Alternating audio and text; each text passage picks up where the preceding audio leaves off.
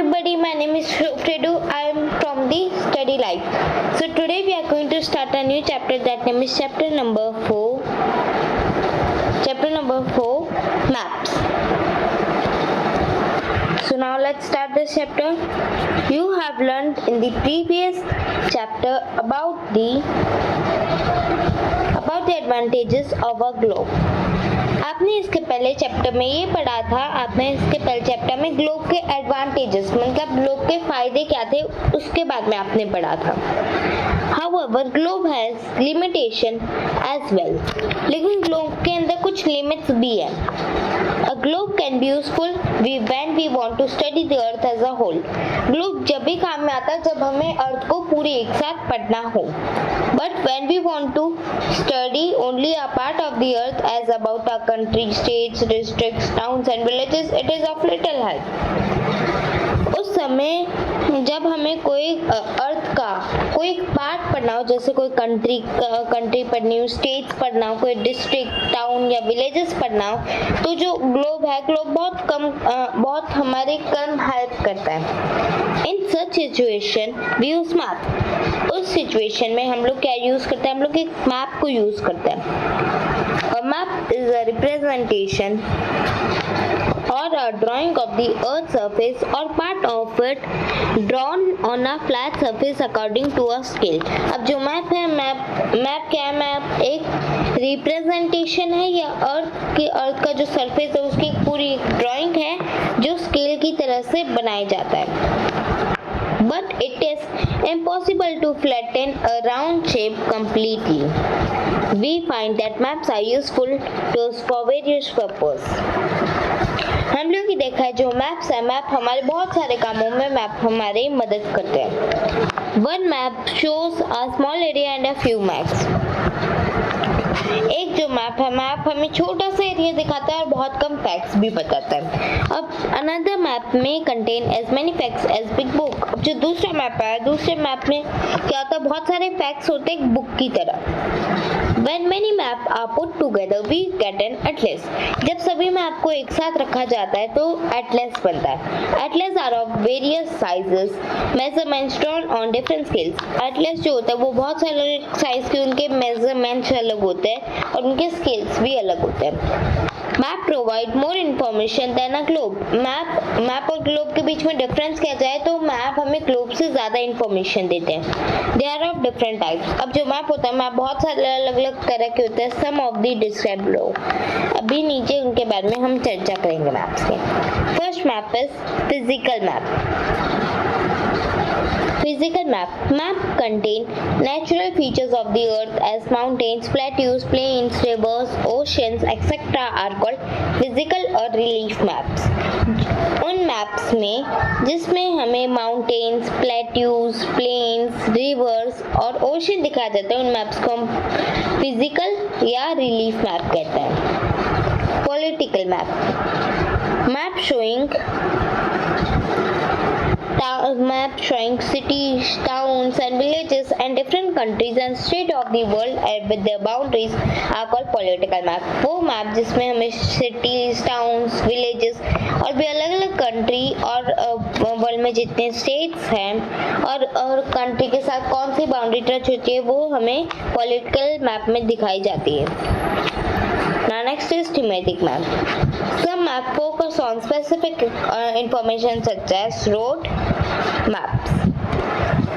जो thematic map होते हैं, कुछ मैप ऐसे होते हैं जो हमें बहुत इम्पोर्टेंट इंफॉर्मेशन देते हैं, जैसे रोड मैप हो गए, rainfall maps, map showing different distribution of forest, industries etcetera are known as thematic maps. जैसे रेनफॉल मैप्स हो गए, रेनफॉल मैप्स मीन्स उन मैप्स में दिखा जाता है कि कौन सी जगह ज़्यादातर रेनफॉल होती है. ना next one is distribution of forest. मतलब ऐसे मैप में दिखा जाता है कि कौन सी जगह पे फॉरेस्ट है. और इंडस्ट्रीज मैप मैप में दिखाया जाता है कहाँ इंडस्ट्रीज है. उन सभी मैप्स को थीमेटिक मैप्स कहते हैं. Suitable data given on the basis of information provided in the maps means इस मैप के नाम पढ़ के हमें इनसे इंफॉर्मेशन मिल जाती है. There are three components of maps: distance, direction and symbol. Total 3 तरह के मैप्स के कंपोनेंट्स होते हैं. फर्स्ट होता है distance, second direction, third symbol. Now अभी डिस्टेंस में क्या दिया गया है? Maps are drawing which reduce the entire world और a part of it to fit on a sheet of paper. अब जो मैप होता है, मैप क्या होता है? पूरे अर्थ की एक ड्राइंग होती है जो पूरे वर्ल्ड का जो ड्राइंग होता है उसको फिट कराती है पेपर के शीट में. और we can say maps are drawn to reduce scales. और मैप्स को हम लोग ये भी कह सकते हैं मैप इससे बना जाता है क्या जो स्केल हो उनका यूज कम हो. But this reduction is done very carefully so that the distance between the places is real. It can only be possible when a small distance on paper represents a large distance on the ground. ये जो reduction होती है बहुत संभाल के की जाती है और ऐसा लगता है रिड्यूशन करने के बाद कि ये असली में इतना दूर है. नेक्स्ट में बताया गया है कि जब कोई छोटा सा प्लेस, मान लो कि कोई बहुत बड़ा प्लेस है, जैसे मान लो इतना बड़ा प्लेस है और मैप का है जो इतना सा शीट ऑफ पेपर है, उसमें हम लोग स्केल्स की मदद से हम लोग इसको फिट करते हैं. Therefore, a scale is chosen for this purpose. इससे जो स्केल होता है स्केल को इस काम के लिए लिया जाता है.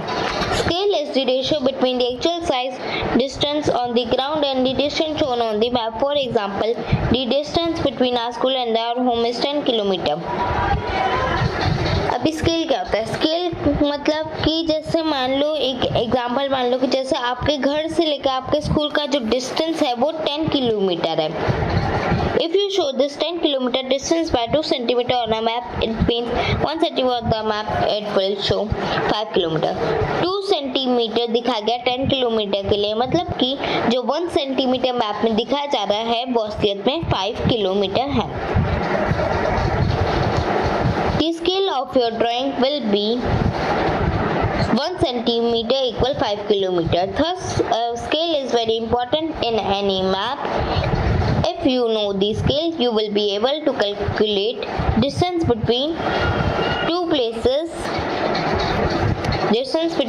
places on a map. अब क्या होता है इसमें बताया गया जो हमारी अर्थ की जो पूरी ड्राइंग है उसका जो स्केल कितना था? टोटल 10 किलोमीटर था. मतलब 2 सेंटीमीटर में 10 किलोमीटर है, मतलब कि 1 सेंटीमीटर में 5 किलोमीटर. लेकिन जो स्केल होता है स्केल को हर मैप में बहुत इम्पोर्टेंट, मतलब मैप के अंदर स्केल होना बहुत इम्पोर्टेंट चीज़ है. आपको अगर स्केल पता है उस मैप का तो आप मैप के अंदर कोई भी दो जगहों का डिस्टेंस पता कर सकते हो. When large areas like continents or countries are to be shown on a paper, we use a small scale. For example, 5 centimeter on a map shows 500 kilometer of the ground. It is called a small scale map. अब जैसे मान लो बहुत बड़ा area है, जैसे मान लो continent है उसमें कंट्रीज हैं, हमें वो पेपर में दिखाना है तो उस वक्त हम लोग स्मॉल स्केल को यूज करते हैं. जैसे मान लो एग्जाम्पल में दिया गया 5 सेंटीमीटर. 5 सेंटीमीटर मतलब असलियत में कितना होगा? 500 किलोमीटर. इसे हम स्मॉल स्केल मैप देते हैं.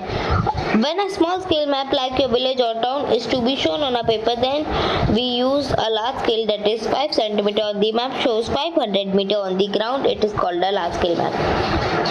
मान लो जैसे आपका कोई छोटे से एरिया जैसे विलेज है, टाउन है, हमें उसको पेपर में दिखाना है तो फिर मान लो एग्जांपल में दिया गया है 5 सेंटीमीटर. 5 सेंटीमीटर पेपर में है, मैप में है और असलियत में कितना? वो 500 metre.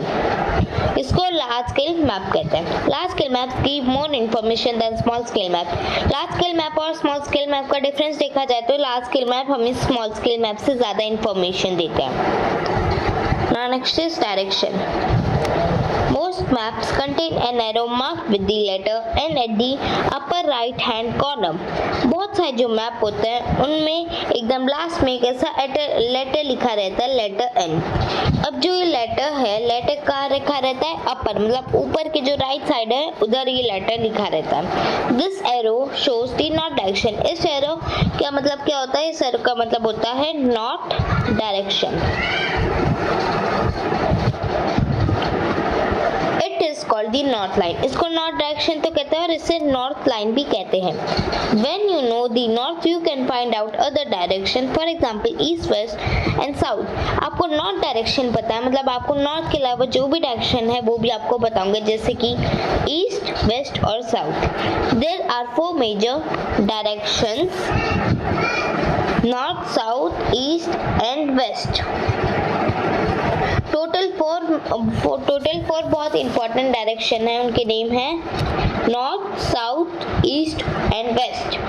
They are called cardinal points. ये सभी जो 4 डायरेक्शन को कार्डिनल पॉइंट्स कहा जाता है। Other 4 intermediate direction are north east, north west, south east and south west. अब इसके अलावा जो 4 इंटरमीडिएट डायरेक्शन वो कौन कौन से? नॉर्थ ईस्ट है, साउथ ईस्ट है, साउथ वेस्ट है और नॉर्थ वेस्ट है। We can locate any place more accurately with the help of these intermediate direction। हम लोग कोई भी जगह को बहुत आसानी से ढूंढ सकते हैं ये इंटरमीडिएट डायरेक्शन की मदद से। Find out the following direction from the figure 4.1a, the direction of the community center, the playground from Vikas house. हमें क्या करना है, इस जो फोटो दी गई है इसमें जो विकास का जो हाउस है उससे हमें प्लेग्राउंड का डायरेक्शन ढूंढना है और कम्युनिटी सेंटर का।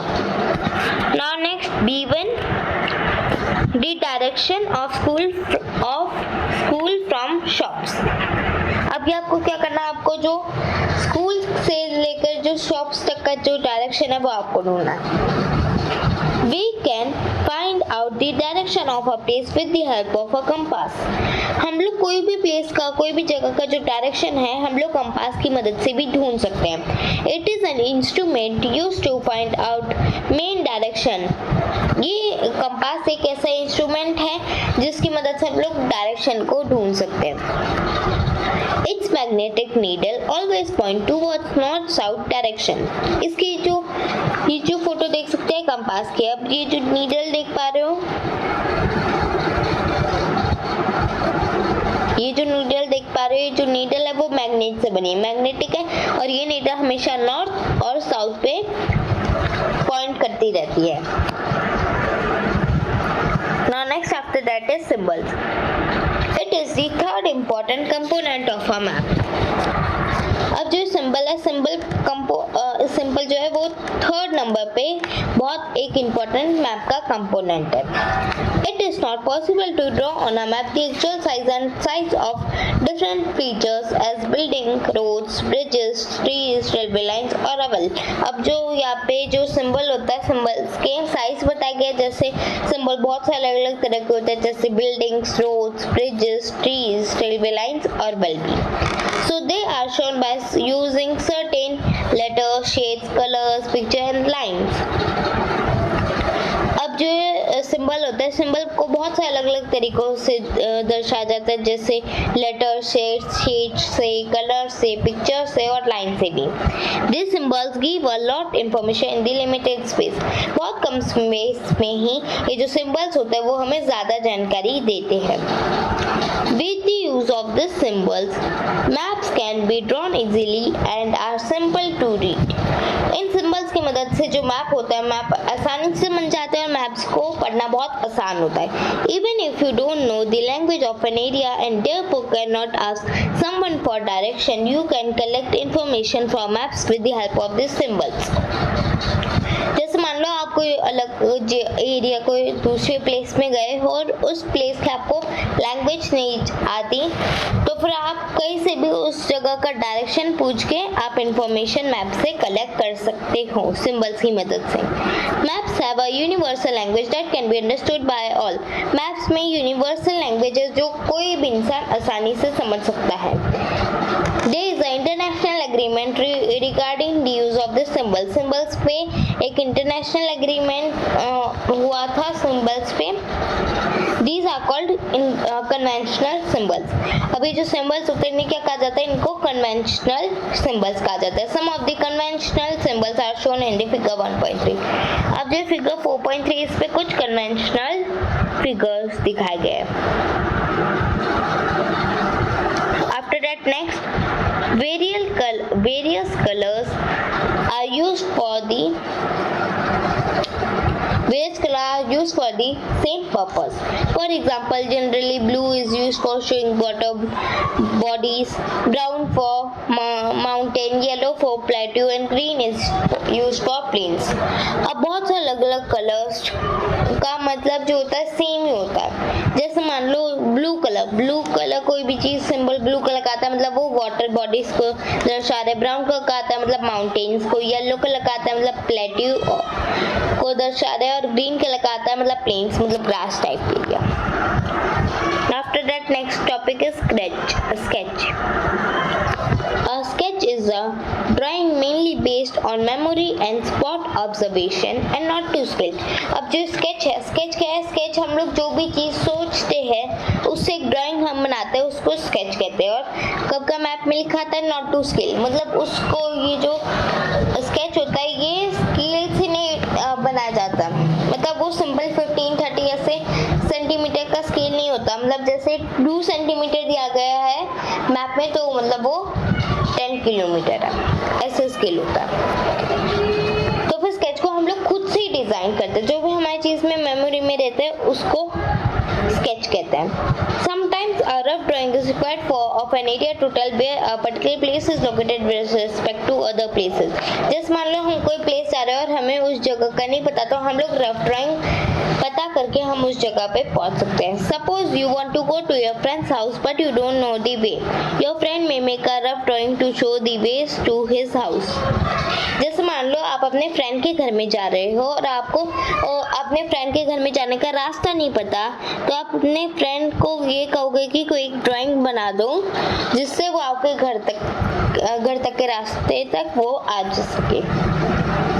Such rough drawing is drawn without scale and is called a sketch map. और वो जो रफ ड्राइंग बनाते हैं बिना स्केल के उसे हम स्केच मैप कहते हैं. After that, next is plan. A plan is a drawing of small area on large scale. अब प्लान क्या है? प्लान एक छोटी सी जगह का एक ड्राइंग है जो बहुत बड़े स्केल पे बनाया जाता है. A large scale map gives lot of information but there are certain things which we may not want to know. For example, the length and breadth of a room which cannot be shown in a map. अब जो large scale map होते हैं large scale map हमें बहुत सारे information देते हैं लेकिन कुछ ऐसी थिंग होते हैं जो मैप में नहीं दी जाती. जैसे कि रूम का लेंथ और ब्रेथ कितना, रूम का लंबाई और चौड़ाई कितनी है वो इन्फॉर्मेशन नहीं दी जाती. At that time we can refer drawings drawn to scale called a map. उस समय हम लोग वो ड्राइंग्स जो बनाई जाती है जो स्केल की मदद से बनाए जाते हैं उन ड्राइंग्स को हम लोग प्लान कहते हैं. So till here is the chapter. So thank you so much for watching this video. Please like, share, subscribe my channel. Thanks for watching. Bye bye.